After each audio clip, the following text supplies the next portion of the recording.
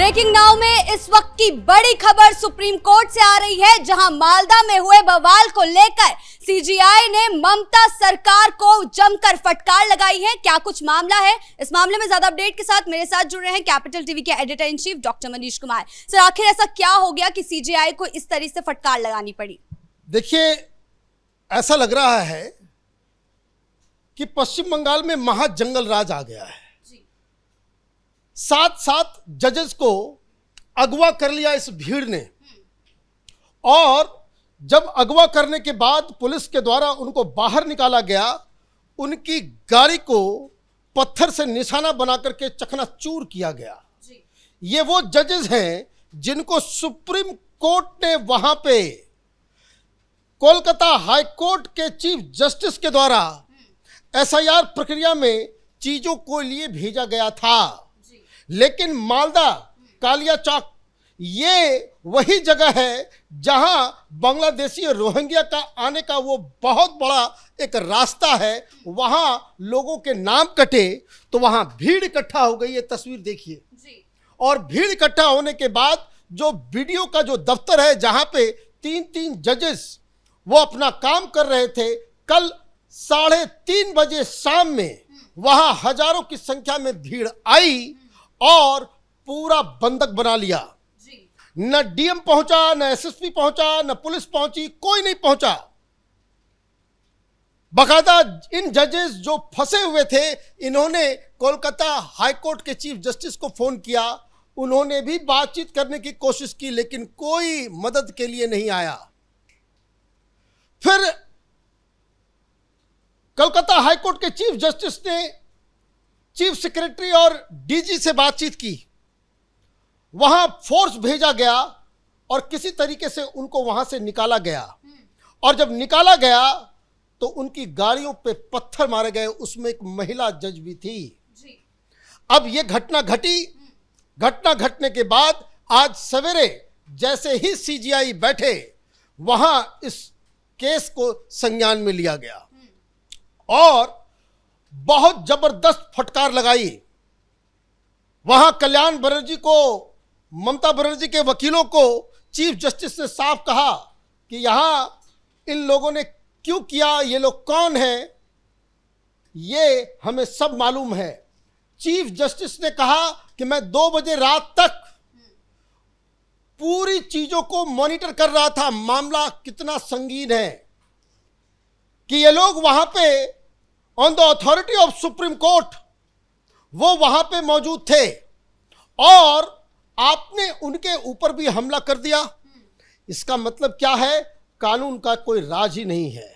तो कई सारी फैसले सरकार के खिलाफ और सरकार के ऊपर जजेस ने कमेंट किया, फटकार लगाई और यह कहा कि यह तो इन्वेस्टिगेट होगा। इन्वेस्टिगेशन क्यों होगा? क्योंकि नॉर्थ बंगाल को साउथ बंगाल से जोड़ने वाली जो सड़क है मेन मुख्य मार्ग, वहां इन लोगों ने भीड़ लगा दिया। अभी भी वहां प्रोटेस्ट चल रहा है। कोई उनको हटाने वाला नहीं, कोई उनको ये करने वाला नहीं।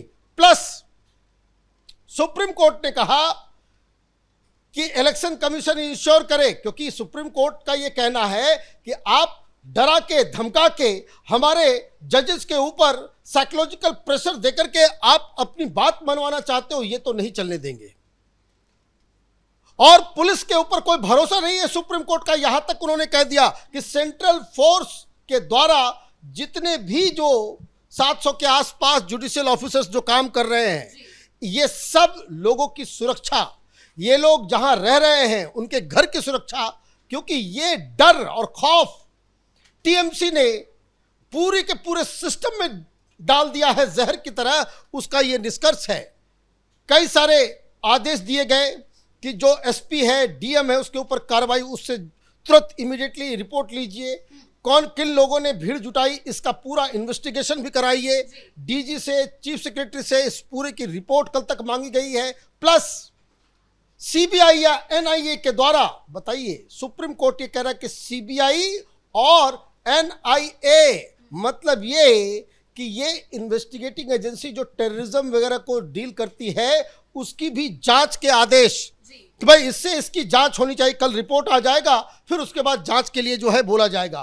प्लस ये कहा गया है कि ये जो प्रवृत्ति है, एक एक लोगों को आइडेंटिफाई करके पुलिस वहां क्यों नहीं पहुंची, पुलिस का काम क्या था, पुलिस वाले क्यों नहीं वहां पे बचाने के लिए आए। 3:30 बजे से 12 बजे रात तक इनको घेर करके रखा गया। और तस्वीरें ये भी देख रही है, आप देखिए कि किस तरीके से वीडियो के दफ्तर में घुस करके पूरे फर्नीचर को तोड़ फोड़, ये सारे जजेस दुबक गए, डर गए। और एक तस्वीर आपको मैं और दिखाता हूं कि जो कार जा रही है, एक कार एक मस्जिद से गुजरती है, उस कार में जजेस बैठे हुए हैं, उनको एस्कॉर्ट करके ले जाया जा रहा है। और जैसे ही मस्जिद क्रॉस करता है ये कारवां, अचानक से लोग आते हैं, पत्थर मारना शुरू कर देते हैं। तो ये जजेस के साथ हो रहा है। और सुप्रीम कोर्ट जो है अचानक से आपने जो है उसको संज्ञान में लिया। और इस तरह की बातें आप कह रहे हो कि सबसे ज्यादा पोलराइज स्टेट है, हमारा मुंह मत खुलवाइए, हमको सब पता है ये क्यों हो रहा है, कौन करवा रहा है। ये सारी बातें आप कह रहे हो, जजेस थे इसलिए अचानक से जो, अब ये सोचिए कि किस तरीके से पश्चिम बंगाल में महाजंगल राज ममता बनर्जी ने स्थापित कर दिया है। कोई एक जगह से खबर नहीं आ रही इस तरह की। जो जो ड्रेडेड जगह है, जहां भाई लोगों के नाम कट गए, आपको मौका दिया जा रहा है कि आप भाई अभी जिसका जो डाउटफुल नाम था उसका नाम अगर कट भी रहा है तो उसको अपील करने के लिए बाकायदा बनाया गया है। भाई ट्राइब्यूनल बनाए गए, 19 ट्राइब्यूनल बनाए गए हैं, वहां जाकर के आप कीजिए। या आप जो है यहां पे भीड़ तंत्र, और टीएमसी वाले कह रहे हैं कि भाई हमारा इससे कोई लेना देना नहीं है, ये तो दरअसल इलेक्शन कमीशन इस तरह से लोगों को के नाम काट रहा है, तो लोगों का ये गुस्सा है, लोगों का गुस्सा है। ये तो अब जांच से मालूम चलेगा कि भाई इतनी भीड़, अगर कुछ लोगों का मान लीजिए कि कुछ लोगों का नाम कटा, 10, 20, 25 लोग आएंगे, हजारों की संख्या में हाईवे भी जाम कर देंगे। हाईवे को छुड़वाने के लिए कोई पुलिस प्रशासन वहां पे सब ढीली पड़ी हुई है। ये तो बिल्कुल ऑर्गेनाइज तरीके से किया गया कांड है। ये ऐसे नहीं होता। भाई गाड़ी जा रही है, वो कारवां निकल रहा है, कैसे लोगों को मालूम चल रहा है कि इसी रास्ते से गाड़ी जाएगी? पत्थर कहां से आ जा रहे हैं, पत्थर आप मार रहे हो, और भी चुन चुन के उन गाड़ियों में जिनमें जजेस बैठे हुए हैं।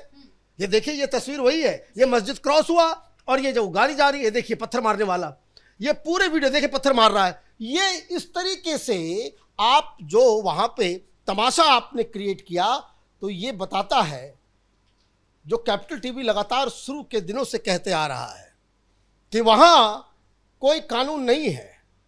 वो डर और खौफ का पूरा मंजर है पूरे पश्चिम बंगाल के अंदर, और खास करके उन जगहों पे जहां मुसलमानों की पॉपुलेशन ज्यादा है। मालदा हुआ, मुर्शिदाबाद हुआ, अभी देखिए जिस तरीके से यहां पे ये पूरा चल रहा है, कोई पुलिस है कुछ नहीं है। अब आप पल्ला ये झाड़ रहे हो कि सारे अधिकारियों को जो है बदल दिया गया है। भाई बदल दिया गया तो लोग अपना काम करना छोड़ देंगे?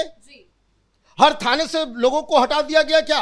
और हटा दिया गया जो उनकी जगह पर कोई दूसरे लोग हैं, क्या उसको रोकेंगे नहीं? तो अब कई सारे निर्देश दिए गए हैं कि जिन जिन ब्लॉक के अंदर ये इलेक्शन कमीशन का SIR का काम चल रहा है, वहां 144 लगाया गया है, ज्यादा से ज्यादा 2 लोग, और प्रीमाइस के अंदर, ब्लॉक के दफ्तर के अंदर बाकायदा 5 आदमी से ज्यादा कहीं कोई इकट्ठा नहीं हो सकता। इसको जो है लागू कराने के लिए सेंट्रल फोर्स भेजने की बात कही गई है। चीफ जस्टिस बड़े नाराज हैं।